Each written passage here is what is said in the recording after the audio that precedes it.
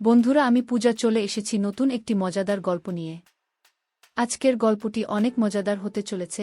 আজকের গল্পটি শুনলে তোমাদের পাইপ দিয়ে ঝরনার মতো স্রোত বয়ে যাবে, তাই গল্পটি শোনার আগে অবশ্য হেডফোন ব্যবহার করো। বন্ধুরা, তোমরা যারা আমার ইমো নাম্বার চাও তারা সবাই গল্পটি পুরো শুনবে, কেননা আজকের গল্পের মাঝে আমি আমার ইমো নাম্বারটি দিব। আর হ্যাঁ, শুধুমাত্র যারা চ্যানেলটি সাবস্ক্রাইব করবে তাদেরকে আমার ইমো নাম্বার দেয়া হবে। তাহলে চলো আজকের গল্পটি শুরু করি। আমার বয়স মাত্র 16 বছর। বয়স কম হলে কি হবে, আমি দেখতে অনেক সুন্দরী ছিলাম। পাড়ার ছেলেরা আমায় দেখে বাজে কথা বলতো। একদিন আমার মা নানা অসুস্থ হওয়াতে নানার বাড়ি চলে গেল। বাড়িতে শুধু আমি আর আমার আব্বু। আব্বু বলল, আজ রাতে তোর রুমে একা ঘুমাতে হবে না, তুই আমার রুমে ঘুমাবি। আমি বললাম, ঠিক আছে বাবা। তারপর রাতে খিচুড়ির সাথে ওষুধ মিশিয়ে আমায় খাওয়ালো। তারপর আমার সাথে বাবা সারা রাত ধরে। আমি ভাবতেই পারছি না নিজের বাবা আমার সাথে। বাকি ঘটনাটি গল্পতেই বলছি। আমার নাম শিউলি, বয়স 16 বছর, ক্লাস 10-এ পড়ি। আমি আমার আব্বু আম্মুর বড় মেয়ে। আমার একটা ছোট ভাইও আছে, ওর বয়স 4 বছর। আমার আম্মু আমার আব্বুর 3 নম্বর স্ত্রী। আমার আব্বুর আগের 2 স্ত্রী তাদের বাচ্চা কাচ্চা নিয়ে আলাদা আলাদা থাকে। আব্বুর প্রথম স্ত্রীর 4টা ছেলে আর দ্বিতীয় স্ত্রীর 2টি। সকলেই আমার থেকে বয়সে বড়। আব্বু প্রতি সপ্তাহে 2 দিন করে আমাদের বাড়িতে থাকেন। সপ্তাহের বাকি দিনগুলো ওনাকে ওনার অন্যদের বাড়িতে থাকতে হয়। ওনার খুব বড় কাপড়ের বিজনেস আছে। আমার বয়স 16 বছর হলেও এই বয়সেই আমার দেখতে অনেক লম্বা। গায়ের রংটাও ফর্সা। যখন আয়নায় নিজেকে দেখি তখন আমি নিজেই অবাক হয়ে ভাবি আমি এত সুন্দর।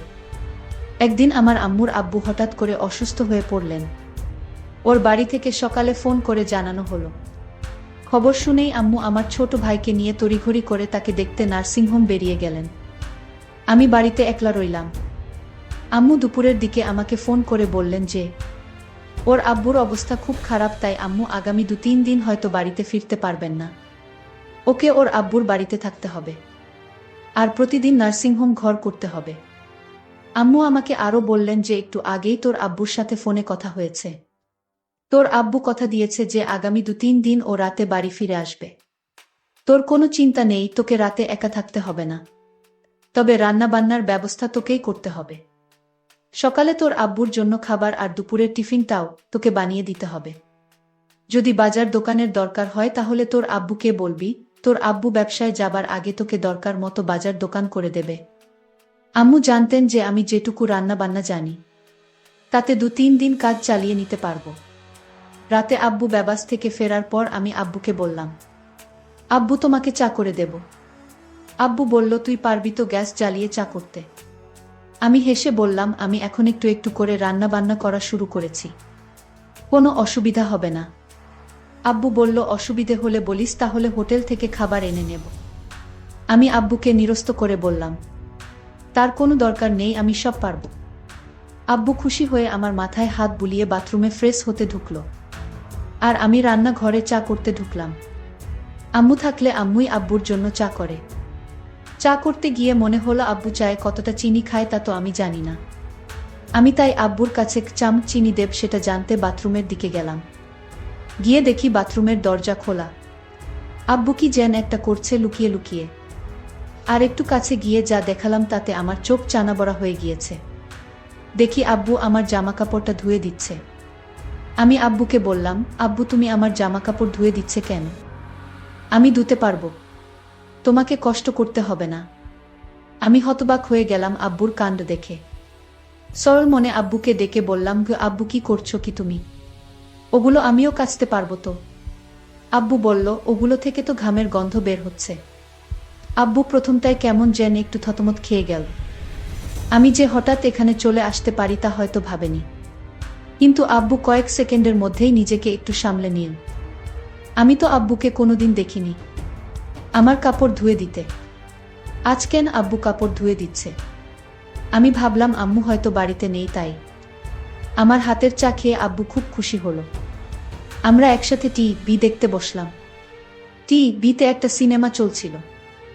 সিনেমাতে হঠাৎ একটা অদ্ভুত দৃশ্য দেখতে পেলাম, আর সেটা দেখে আমার ভয় করতে শুরু করলো। আর আমি ভূতকে খুব ভয় পাই। আব্বু আমার ভয় দেখে নিজের আব্বুকে নিজেরই কেমন যেন অচেনা বলে মনে হতে লাগল।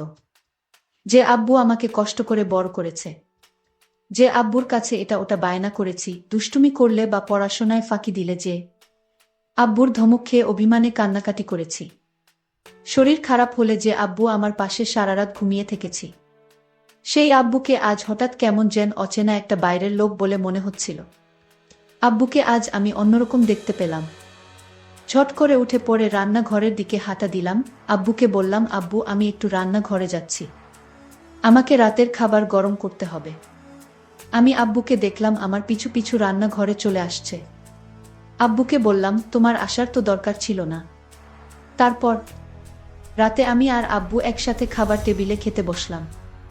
দেখি আব্বু খেতে বসেও এক অন্যরকম দৃষ্টিতে আমার দিকে বারবার তাকাচ্ছে। জীবনে কোনোদিন আব্বুকে আমার দিকে এরকমভাবে তাকাতে দেখিনি আমি। আব্বু হঠাৎ আমাকে জিজ্ঞেস করল, তোর আম্মু কি পরশু ফিরবে? আমি বললাম, জানি না, তবে আম্মু আজ ফিরতে পারবে না সেটা বলেই গেছে। শিউলি, আজ রাতে তুমি আমার রুমে ঘুমাবে।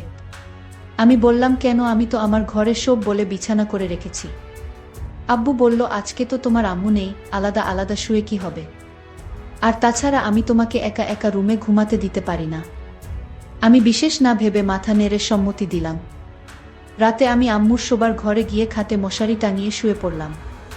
আব্বু তখন বাথরুমে। আব্বু বাথরুম থেকে ফিরে ঘরে ঢুকে দরজা বন্ধ করে দিল। আব্বু লাইট নিভিয়ে দিল। আমি বললাম, আব্বু নাইট বাল্বটা জ্বালাও না। আব্বু বলল, না থাক, আজ অন্ধকারই ভাল লাগছে। লাইট পুরোপুরি নিভে যেতে ঘরে অন্ধকার ছেয়ে এল আর আমি ঘুমিয়ে পড়লাম। আধ ঘন্টা পর হঠাৎ আমার ঘুম ভেঙে গেল। আমার কোনোভাবেই ঘুম আসছিল না। আমি লক্ষ্য করলাম আব্বু ঘুমায়নি। আব্বু এখনো জেগে আছে। আমি আব্বুকে বললাম, আব্বু তুমি এখনো ঘুমাওনি কেন? আব্বু তখন বলল, আমার ঘুম আসছে না মা। আব্বু বলল, তোর মায়ের কথা খুব মনে পড়ছে। আমি আব্বুকে বললাম, আব্বু একদিন হলো না আম্মু বাড়িতে নেই, আর তাতেই তুমি এত চিন্তিত হয়ে গেছো। আব্বুল বলল, মা আমি তোর মাকে অনেক ভালোবাসি। আমি আব্বুকে বললাম, শুধু আম্মুকে ভালোবাসো? আব্বু বলল, এই পরিবারের সবাইকেই ভালোবাসি, তবে তোকে একটু বেশি স্নেহ করি। জানো আব্বু, পাড়ার বদমাশ ছেলেগুলো মাঝে মাঝে আমার দিকে কেমন দৃষ্টিতে তাকিয়ে থাকে। এ কথা বলতেই আব্বু এরকম অদ্ভুত আচরণ করছিল, ঠিক বুঝতে পারছিলাম না। তাছাড়া আব্বু আমাকে এখন তুই তুই করে না বলে মাঝে মাঝেই তুমি তুমি করে কথা বলছিল। আব্বু, আমাকে তুমি এরকম করো না। তুমি আমার বাবা। আর তুমি আমাকে তুই তুই করে না বলে তুমি তুমি করেই বা কথা বলছো কেন? তোমাকে খাইয়ে পরিয়ে অনেক স্নেহ ভালোবাসা দিয়ে বড় করেছি। অনেক টাকাও খরচ করেছি আমি তোমার পেছনে। আমি আজ তোমার কাছে এমন একটা জিনিস চাইবো, তুমি আমাকে দিবে মা? আমি আব্বুকে বললাম, আব্বু তুমি এভাবে বলছো কেন? আমি তোমার মেয়ে, আমি তোমার সব ইচ্ছা পূরণ করতে পারি। আব্বু তখন খুশি হয়ে বলল, মা সত্যি আমার একটা ইচ্ছা ছিল, সেটা তুমি পূরণ করবে। বাবা তুমি কেন ভয় করছো? আর আমি তোমার মেয়ে, আমার কাছে কোনো কিছু লজ্জা পেলে চলবে? তুমি বলো আমার কাছে কি চাও? বাবা তখন বলল, আচ্ছা মা, আমি তোমার আম্মুর সাথে যা করি আমি তোমার সাথে তা করতে চাই। তুমি কি তাতে রাজি? আব্বু তুমি এসব কি বলছো? আমি তোমার মেয়ে, আমি কি বড় হয়ে গেছি যে আমি তোমার সকল কথা রাখতে পারবো? আমি তো এখনো অনেক কিছু বুঝি না। আমি আব্বুকে বললাম, আব্বু আমি তোমার মেয়ে, আর তুমি কি বলছো এসব? আমি এই কথা কিছুতেই রাখতে পারবো না। আব্বু তখন কেঁদে বলল, তুমি যখন ছোট ছিলে তখন তোমার শরীর খারাপ হলে কত রাত আমি না ঘুমিয়ে জেগে থেকেছি জান। তুমি কত বায়না করেছো আমার কাছে। তোমার সব ইচ্ছা, বিভিন্ন গিফট সহ আমি কষ্ট করে তোমার আবদার পূরণ করেছি। আজ তোমার কাছে আমি একটা সামান্য জিনিস চাইছি, তা তুমি দিতে পারবা না মা। আমি বাবাকে বললাম, বাবা এটা সামান্য না, এটা কেউ দিতে পারবে না। আমি আমার মেয়েকে বললাম, তাহলে তুমি আমাকে এত বড় কষ্ট দিলে মুখে মুখে না করে দিলে তুমি? আমি জানতাম না আমার মেয়ে এতটা পাষাণ হতে পারে। আমি আমার বাবাকে বললাম, বাবা এটা কি করে সম্ভব তুমিই বলো। আর তোমার মতো বাবা আমি খুব কম দেখেছি। যেটা পারবো না সেই জিনিসের কথা কেন বললে বাবা? আমি বাবাকে তখন কান্না করতে দেখলাম, বাবা কাঁদছে। আমি বাবাকে বললাম, তুমি কেন কাঁদছো এইভাবে? ঠিক আছে, তুমি যদি কান্না না থামাও তাহলে আমি কিন্তু তুমি আমায় যা বলছো সবকিছু আমি আম্মুর কাছে বলে দিব। আমি তখন বললাম, না মা, এসব কি কাউকে বলা যায়? তুমি তোমার আম্মুকে কিছু বলো না।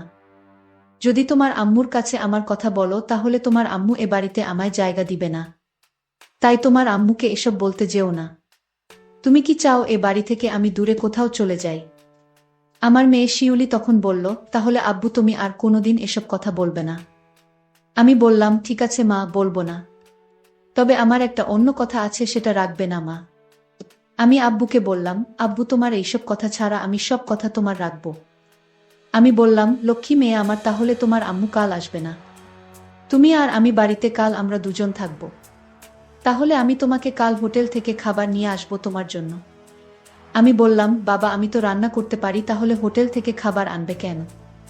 আমি বললাম, আম্মু তোমাকে আমি কষ্ট করতে দিব না তাই। আর তাছাড়া হোটেল থেকে খিচুড়ি খাই না অনেক দিন ধরে। তোমার তো খিচুড়ি অনেক প্রিয় তাই না মা? আমি বললাম, আব্বু, হোটেলের খিচুড়ি আমার অনেক প্রিয় খাবার। তাহলে কাল আর রান্না করার দরকার নেই। আমি দুজনের জন্য হোটেল থেকে খিচুড়ি নিয়ে আসব। আমি বললাম, ঠিক আছে বাবা, তুমি কাল আমার জন্য হোটেল থেকে খিচুড়ি নিয়ে আসবে। পরের দিন আমি সারাদিন ঘরে বসে টিভি দেখছিলাম। আর বাবা বাজারে চলে গেল। রাত 10টা হয়ে গেছে, বাবা এখনো বাজার থেকে ফিরছে না। আমি বাবাকে ফোন দিলাম, ফোনটাও রিসিভ হচ্ছে না। আমি চিন্তায় পড়ে গেলাম। আমি চিন্তা করতে করতে হঠাৎ দরজায় নক করল। আমি দরজায় নক শুনে দরজাটা খুলে দিলাম। দেখলাম বাবা আমার জন্য খিচুড়ি নিয়ে হাজির। বাবা বলল, এই খিচুড়ি অনেক স্বাদের মা। আমি বাজারে গেলে মাঝে মাঝে খাই। আজ তোমার জন্য স্পেশাল খিচুড়ি নিয়ে আসলাম। আমি আব্বুকে বললাম, আব্বু তুমি হাত মুখ ধুয়ে এসো, আমরা একসাথে খাবো। আমি বললাম, ঠিক আছে মা, আমি হাত মুখ ধুয়ে আসছি। তুমি খিচুড়ি টেবিলে রেডি করো। বাবা টেবিলে বসলো, 2টা বাটি করে খিচুড়ি নিয়ে আসলো। বাবা বলল, হঠাৎ বল মা, আমার শরীরটা খারাপ লাগছে, আমি এখন কিছু খেতে পারবো না, তুমি খেয়ে নাও। আমি বললাম, না বাবা, তোমার খেতে হবে, নইলে আমি খাবো না। বাবা বলল, মা আমি অনেক খুশি হলাম, কিন্তু আমার খেতে ইচ্ছা করছে না হঠাৎ কেন জানি। আমি খেতে পারবো না মা, তুমি সবটুকু খিচুড়ি খেয়ে নাও। মা যদি পারো তাহলে আমাকে 1 গ্লাস ঠান্ডা পানি দাও। বাবার এই মক্কল আমি বুঝতে পারিনি। আসলে বন্ধুরা, বাবা কেন খিচুড়ি খেতে চাইল না তা যদি তোমরা জানো তাহলে তোমাদের হুঁশ উড়ে যাবে। এই খিচুড়ি আমি খাবার পরে আমার কি হয়েছিল এবং বাবা আমার সাথে কি করছিল তা জানতে ভিডিওটি শেষ পর্যন্ত দেখতে থাকুন। আর ভিডিওর মধ্যেখানে একটা কথা বলতে চাই, আমি সবসময় তোমাদের জন্য খুব কষ্ট করে ভিডিও তৈরি করি। তাই ভিডিওতে কষ্ট করে একটি লাইক করে দাও, আর এরকম মজার মজার ভিডিও পেতে আমার চ্যানেলটিকে সাবস্ক্রাইব করে পাশে থাকবেন। যাই হোক বন্ধুরা, আমি সেই খিচুড়ি বাবার আদেশে খেয়ে নিলাম। খিচুড়িটা অনেক টেস্ট হয়েছে, আমার কাছে খুব ভালো লাগছিল, কিন্তু খিচুড়িটা খাওয়ার পর হঠাৎ আমার মাথাটা যেন জিন জিন করছিল। আমার চোখ দিয়ে অন্ধকার দেখতে পেলাম। আমি বাবাকে বললাম, বাবা আমার জানি শরীরটা কেমন করতেছে, আমি ঘুমাবো। আমি আমার রুমে ঘুমিয়ে পড়ি বাবা। তুমি তোমার রুমে গিয়ে শুয়ে পড়ো বাবা। আমি মনে মনে বললাম, কাজ হয়ে গেছে। আমার মেয়ে তার রুমে গিয়ে শুয়ে পড়ল, আর দরজাটা লক করতে ভুলে গেছে আমার মাম্মি। আমার মেয়ে তখন বিছানায় শুয়ে পড়ল, শুয়ে পড়ার সাথে সাথে ঘুমিয়ে গেল। আমি গভীর রাতের জন্য অপেক্ষা করতেছিলাম। রাত যখন 2টা বাজে তখন আমি আমার মেয়ের রুমে গেলাম। তারপর তার বিছানায় বসলাম। দেখলাম আমার মেয়ে নিষ্পাপ শিশুর মতো ঘুমাচ্ছে। আমার মেয়েকে চাঁদের চেয়েও সুন্দর লাগছিল। আমি আমার মনের অজান্তেই ভুল গিয়েছিলাম এটা আমার মেয়ে। আমি যখন আমার মেয়ের দিকে তাকিয়েছিলাম তখন দেখলাম মেয়ে আমার খুব শান্তিতে ঘুমাচ্ছে। আমার মাথায় মাথায় বারবার জানান দিচ্ছিল, আজ তোমার সুযোগ, আজ তোমার এই সুযোগ কখনো চেয়ে দিও না, কারণ এই সুযোগ তুমি আর পাবে না। আর তাই আজ তোমার সময়। আমার মাথায় এই চিন্তা ভর করল। হঠাৎ লক্ষ্য করলাম আমার মেয়ে আমার দিকে তাকিয়ে রইল। মাত্র দেখলাম ঘুমিয়ে আছে, হঠাৎ চোখ খোলা, এক দৃষ্টিতে আমার দিকে তাকিয়ে রইল। আমি একটু ভয় পেয়ে গেলাম। আমার মেয়ে কিনা কি মনে করে এত রাতে তার রুমে আমি আমার মেয়েকে বললাম, মা তুমি মশারি টানাতে ভুলে গিয়েছো, কিন্তু তোমায় মশায় থেকে বাঁচাতে আমি মশারি টানিয়ে দিতে আসলাম। দেখি আমার মেয়ে কোনো কথা বলে না, আমার দিকে এক পলকে চেয়ে রইল।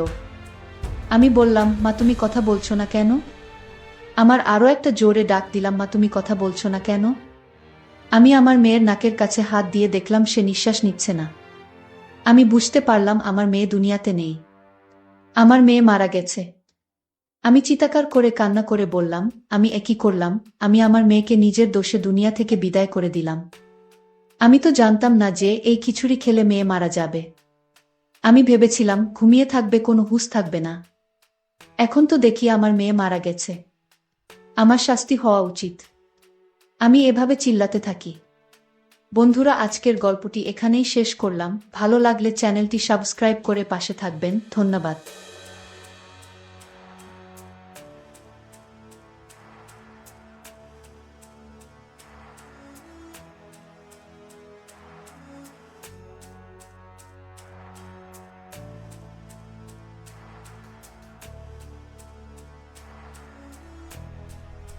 বন্ধুরা, আমি পূজা কষ্ট করে তোমাদের জন্য ভিডিও বানাই, তাই তোমরা পুরো গল্পটি প্রথম থেকে শেষ অবধি দেখবে।